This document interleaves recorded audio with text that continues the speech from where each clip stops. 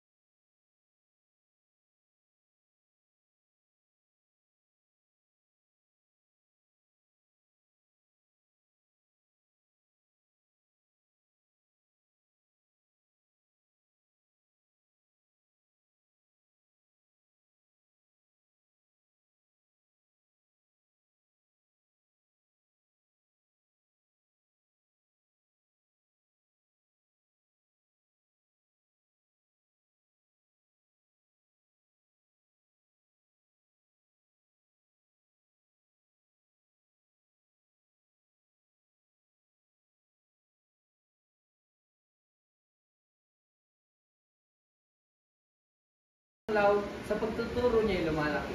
Para siyang nakabitin sa pisngi ng gabi. Puso ko ba'y mayroon ng minahal? Itakwil mo mata, pagkat ang tunay na ganday, ngayon mo lang nakita.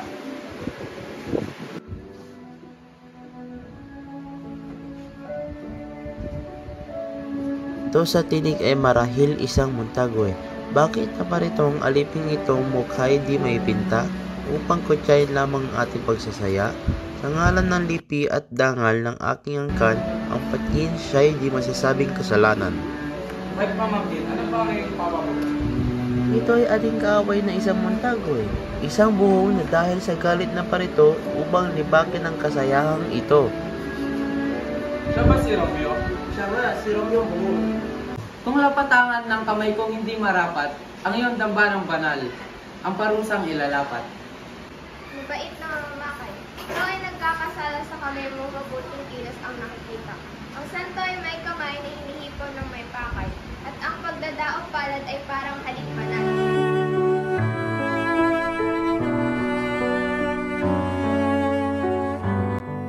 O Romeo, Romeo, itanggi ang iyong ama't ang pangalan itakwil mo.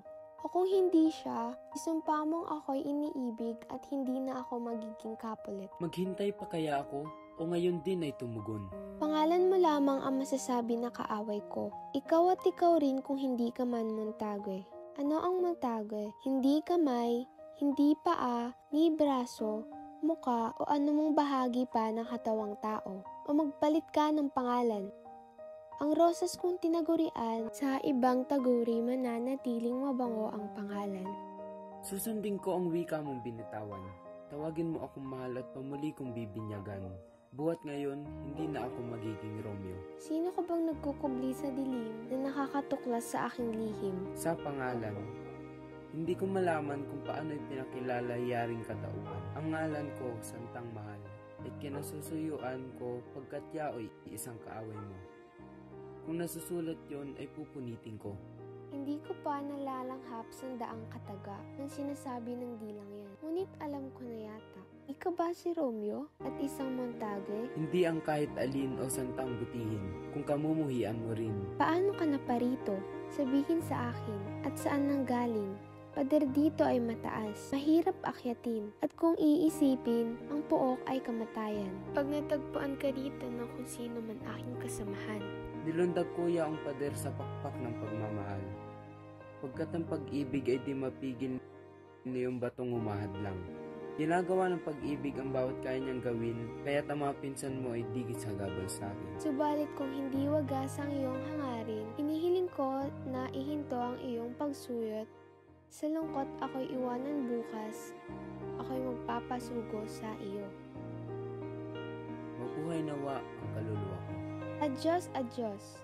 Matamis na lungkot ng paghihiwalay, hindi ako titigil ng kakapaalam hanggang kinabukasan.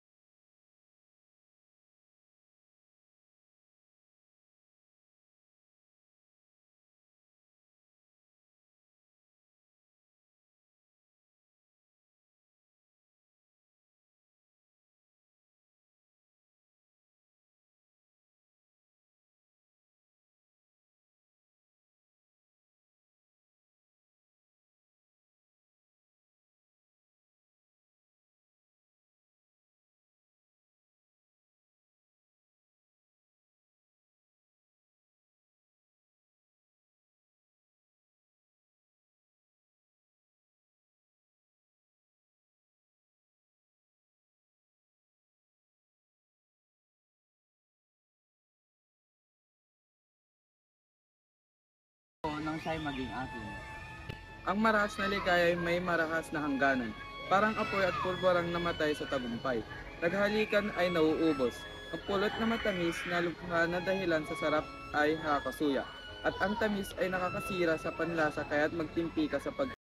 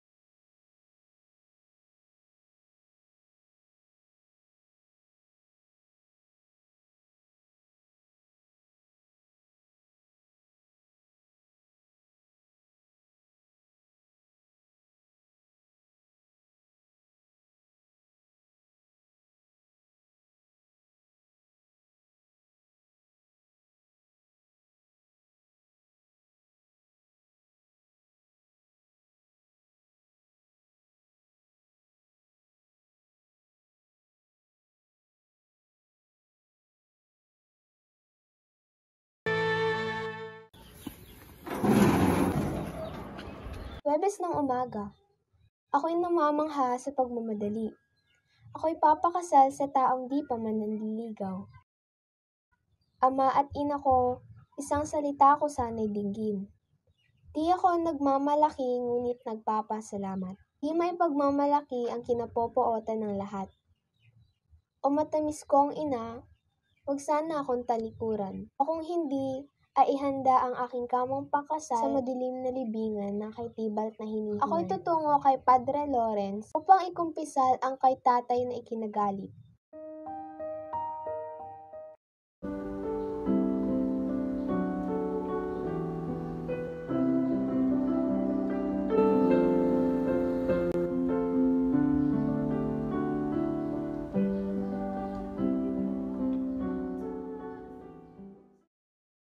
Juliet, patid ko na ang iyong hinagpis. Ako'y nababaharang labis na abot nitong pag-isip. Narinig ko kailangan at hindi mapipigilan sa Huwebes na darating ang kundi ay iyong pakasalan. Huwag sabihin, Padre, na narinig mo yan. Kundi masasabi kung paano niya ito mahadlangan. Kung sa karunungan mo hindi makakatulong, sabihin man lang na tama ang inyong nilalayan at sa tulong ng lansetang ito'y gagawin ko. Umuwi ka, matuwad pumayag kay Paris magpakasal. Merkules bukas, at ang bukas ng gabi, mahiga kang nag-iisa. Matapos mahigay, kunin mo ang garapang ito, at ang lamang alak naman nito'y tunggain mo. Pagkatapos nito'y sa mga ukat mo'y maglalagos ang pagdaramdam ng antok at ang tibok ng pulso mo'y titigil at mawawala. Walang init o hilingang sa buhay mo'y magbabagda. Ang rosas mong labit mga pisngi ay kukupas. Katawain maninigas, lalamig at parang tunay na patay. Sa ganitong hiram na anyo ng kamatayan, mamamalagi ka sa loob ng 42 oras. Binibini! Ano ba, Binibini? Juliet, ano't nakabihis mag-aara ang damit at nahiga uli. Kailangan gisingin ka. Binibini! Ano ba? Binibini! Juliet! Naku! Tulong! Tulong! Ang binibini ko ay patay. Okay, sawi. Pa ba ako isinilang? Kumuha ng alak, madali. Aking Ginoo. Araw na kasumpa-sumpa, malungkot, hamak, nakamumuhi.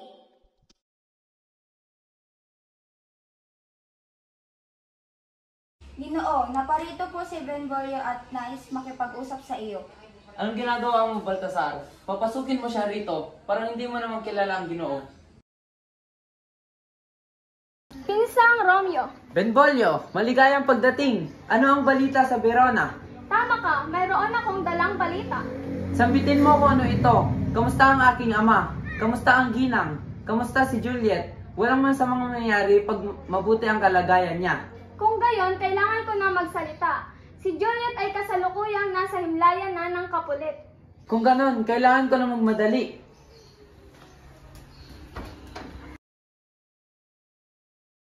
Botikaryo! Botikaryo! Sinong tumatawag ng kay lakas?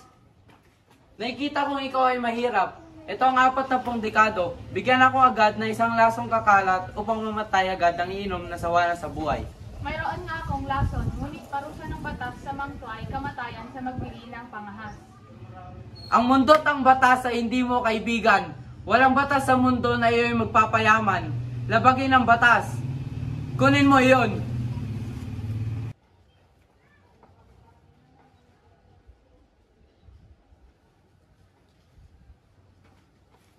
Ilahok mo ito sa kahit anong tunaw at saka inumin. At kung naglakas mo ay katimbang ng 20 kato ay bigla kang mamamatay.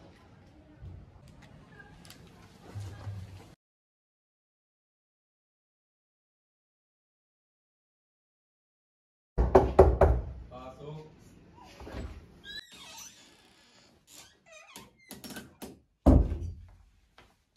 Banal na Padreng Franciscano, kapatid ko. Samantalang naghahanap ng kasama, pinakuha ng pinto at hindi ako pinalabas. Ang pagbilis ng pagpunta ko sa Mantua ay napapigil agad. Sino ang nagbigay ng sulat kay Romeo? Padre, wala mapagdalhan. Narito nang muli ang mensahe, Padre. Malungkot na kapalaran. Hindi biro ang binigay kong sulat dahil ito ay may kasamang mahalagang bagay.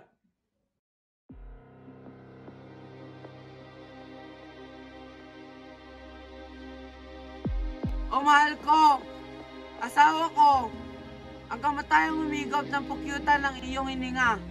O dito ko gaganapin ang kamatayang walang hanggan.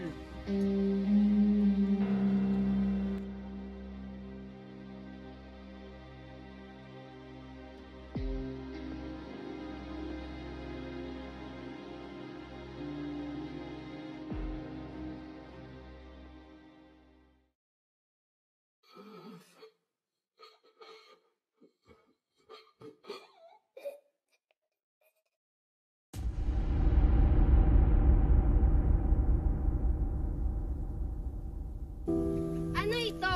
Lasong nakikita ko. Ang sanig ng kanyang pagkamatay. O mabuting balaraw, ang puso ko'y hayaan mo. Tumino ka riya't ayaan.